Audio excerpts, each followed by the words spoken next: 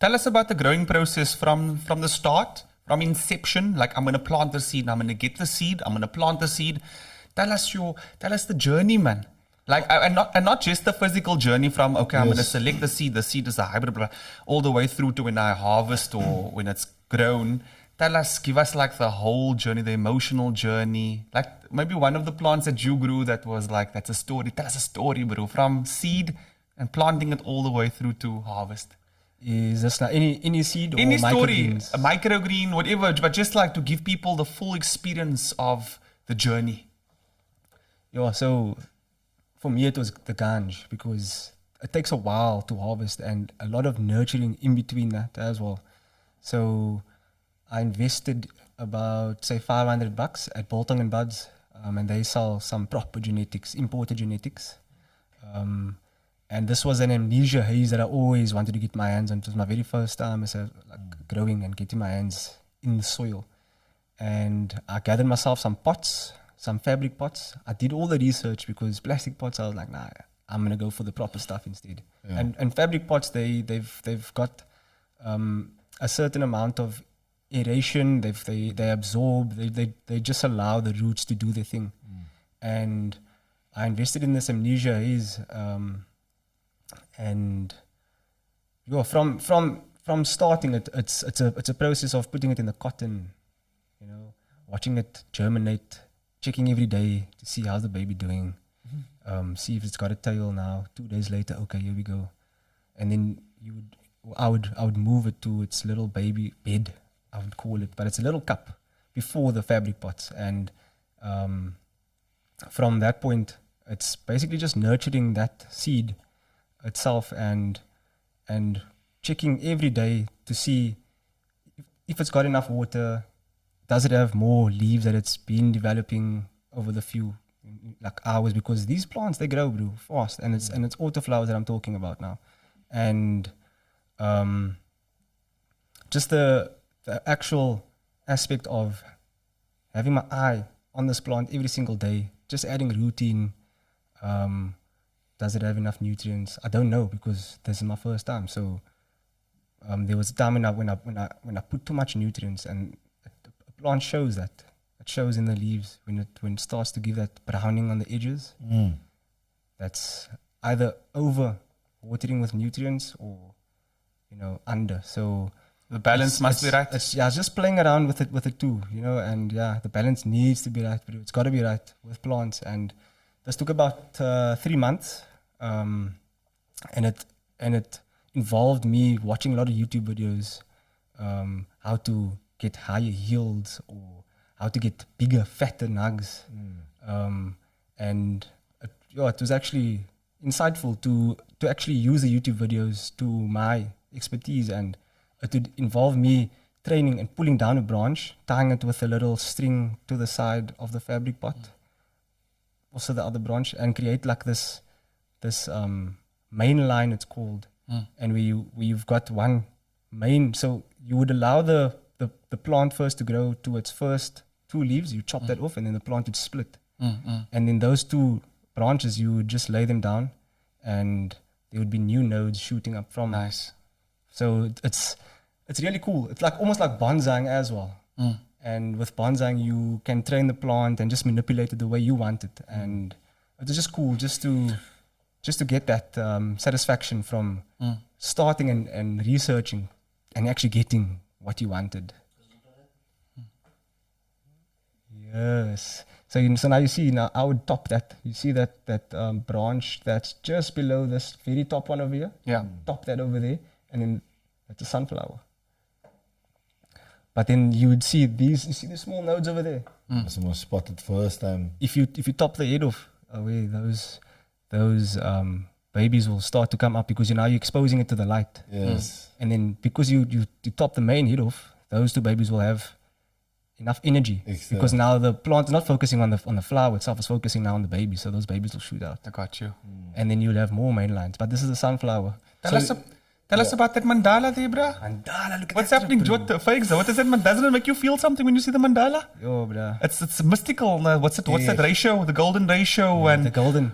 the golden pattern, Fibonacci. Yeah, Fibonacci, 51.2. Yeah. 61 years, trading all, tools. all the colors are saying Fibonacci. I see someone here. Is it Liam? Liam Daniels. I've got a 5-liter tub of microgreens. Can you please explain microgreens? Give us the gist. Why is it 101. 101. Microgreens for dummies. Okay, cool. And why is it kwai? Why is it quiet? Okay, cool. So there's a slight difference. I've noticed that when I speak about microgreens, people have the image of sprouts.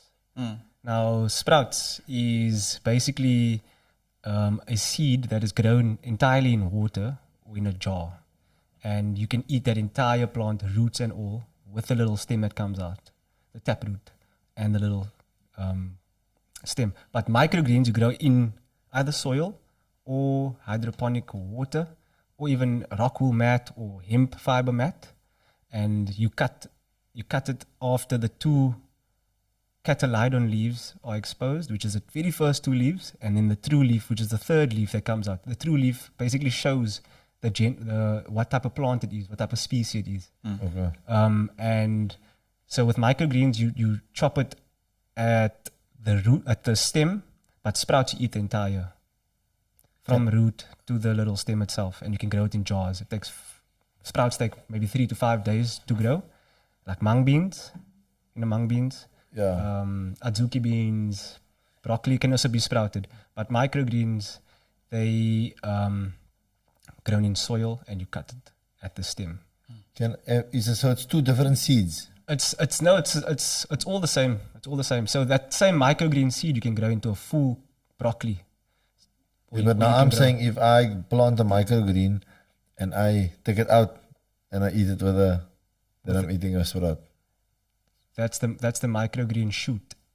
Then I'm eating the microgreen shoot. So what I'm asking, it's 2 different seeds, the sprout and the microgreens. It's 2 different forms of growing at the same seed. Because I can grow a mung bean in the sprouting jar, and I can grow a mung bean in soil. Okay. And cut the micro. Cut at the stem itself. Okay. Yeah. I see it. But with mung beans, it's more susceptible to mold and salmonella disease and so forth. So with sprouts, you just need to clean it all the time. With regards to like every day, you just need to rinse it out, let the water drain out again. Maybe gooi some hydrogen peroxide because that kills the mold, or even cinnamon, and drain that water out again. So on a daily basis. But with microgreens, it's just it's like literally nurturing a plant in soil. Water every day by the roots, or whatever system you're using, whether it may be hydroponic, where the water is flowing underneath and draining. So what makes microgreens and sprouting better, easier, more efficient than the conventional growing? Because people think when you grow, you need to put the seed in. And what's nice about microgreens is that it's got a 7 to 14 day on average turnover. Some seeds like coriander takes 22 days to harvest. But what makes it really special is that you can literally have a crop, a super crop, because you're growing it so dense. You're not just throwing one seed in the medium. You're throwing a couple of 100 seeds, depending on how big the surface area of your tray is or pot is. Yeah. And you are not just eating one plant. You are eating many, almost 30 at a time. And because the microgreen, as soon as that little plant shoots from the stem, it's using all of its energy to break out that stem. And as soon as the energy is at its pinnacle point, which is shooting out the very first 2 catalydon leaves, that's when you chop it. And that's its optimal nutritional point. Oh, there we go. There the selling point come. Just to repeat that again. It's at its optimal nutritional value point. There we go. Did I say value? Yeah, value is good as well. Value is good. Yeah. Love it. It's valuable. Yeah. Because that's important for me. That was I was trying to explain the whole time to the people. Like, why must you cut it when it's so small? I said, because that's when the most nutrients is there. But why? But the kids would ask, Yeah, whole time. Why? It's the most nutrients is there. But if it grows, then it's must a full thing. Then I eat the apple, then it's must a mine. Yeah. But I'm still like, it's right there. And then again, so that seed that you cut, if you were to allow it to grow to its full counterpart, you would need to feed it nutrients all the time because it's growing and it's focusing its energy on the fruit or whatever leaf is coming out. So because we are harvesting microgreens, there's no nutrients involved in feeding it because all the energy is in the seed. And when the seed shoots, it pushes out all its energy to give off the stem and give off that first two leaves, and that's when you get it. Yeah. So it's microgreens of different plants. Yeah, different seeds. There's various. So you could use broccoli, Sunflower. There's pea shoots. There's mustard. There's fenugreek. Fennel? Fennel. Yeah, fennel as well. There's chives you can also use, and the flavor. Chia seeds. Yes. You could have. Chia seeds as well. Yeah. The flavor, bro. Oof. Proper. And also not just flavor, but also for me gives texture. I always tell people if you want to eat healthier, don't give or don't stop eating anything. Start eating something. So for example, if you have a curry, then you have your rice and there's no salad, generally. Maybe there's a bit of slice. So you want to get the nutritional content up in that dish. So take a handful of microgreens and add it. It's going to give you a nice crunch. And also one thing about a microgreen, it's a live food. It's living. So if you have, normally you get the food pyramid. On the food pyramid, it's measured in frequency. So your alive foods, generally they are higher in frequency because they're alive. Something that's alive, it's high vibrational, high frequency. So most of the food that we eat as dead food, number one, is meat or dairy, which is processed foods, dead food. And also it's cooked over 40 degrees. When it's cooked over 40 degrees, it dies. It's dead food. So now we add alive food. And in eating alive food, the body also becomes more alive. So you actually have a higher frequency. Besides all the minerals and vitamins and whatever else, you're eating high frequency alive food, your body can function. Do you have anything more to add with regards to just the nutritional content of microgreens? Is it something that we can incorporate into the standard South African diet to get people healthy again? Definitely. Can it reverse disease? Definitely. So there's a lot of studies that's been shown. I wouldn't really go by that or like quote it because I haven't done it myself. But there has been a lot of studies showing that certain seeds, like broccoli, for instance, is up to 40 times more nutritional than the actual adult counterpart. Sure. But I'm not going to say that's my word and that's for sure. But it's 40 is, but 40, even 2 times is good. Even 2 times, it's much better than the actual fully grown broccoli, and you get it in how many days? 7 to 14 days. Bro. Exactly. And also there's no pesticides. It doesn't have to travel.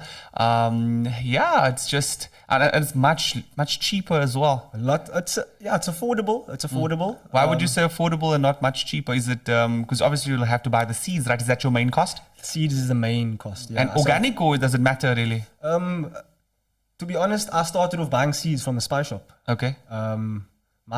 Black mustard seeds, 30 rand a kilo. Whereas if I was to go to Seeds for Africa, it's 450 rand a kilo. But it's giving me the same yield. Maybe there's a bit more mold and less fully grown seeds, or not fully formed seeds, because at the spice shop they don't care. They're just it's for spice. It's for spice, exactly. So you would find more deformed seeds. But I just filtered out, just a couple of minutes, filter out those seeds, and it gives me the same product, same taste. So it's just, in a sense, it's just as good because if it's relative, if your diet doesn't have, any healthy greens in it, you don't have to go straight organic. I think it's a transition. Once you feel like, in a sense, you can afford it and you want to buy a higher quality, then go for the high quality, but have some form of microgreen some form of vegetable, whether it be organic or inorganic in inverted commas. And simply you can start on your windowsill as well. There's certain seeds that you can just grow in a little tub and put it on your windowsill. Just passive lighting, boom. Maybe 2 minutes a day. Water in the morning, water in the evening. You've got your microgreens after 7 days. Fantastic. How did it make you feel when you started incorporating all these amazing foods into your diet? Like just on a personal, physiological, energetic level. Codi, what did Codi become after he had these beautiful things in his body? To be honest with you, whenever I would sit and listen to someone or watch a movie in the past, I would fall asleep, bro, after 5 minutes. I can watch any movie. Put me in a cinema, best place to sleep, bro. I'm gone. But ever since I've been using microgreens, and I could fairly say that because I was in the permaculture class and the course was from 8 in the morning or 9 in the morning until 2 o'clock.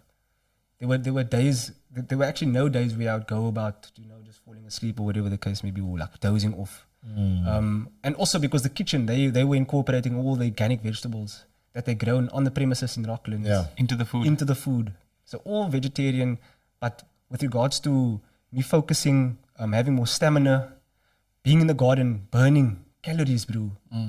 I had more. I could keep up with my body, and I could keep up all the time. There was no lagging or slacking. Also my thinking wasn't as cloudy as what it was before. It's more clearer, more decisive with my actions. So you are what you eat. You are what you eat.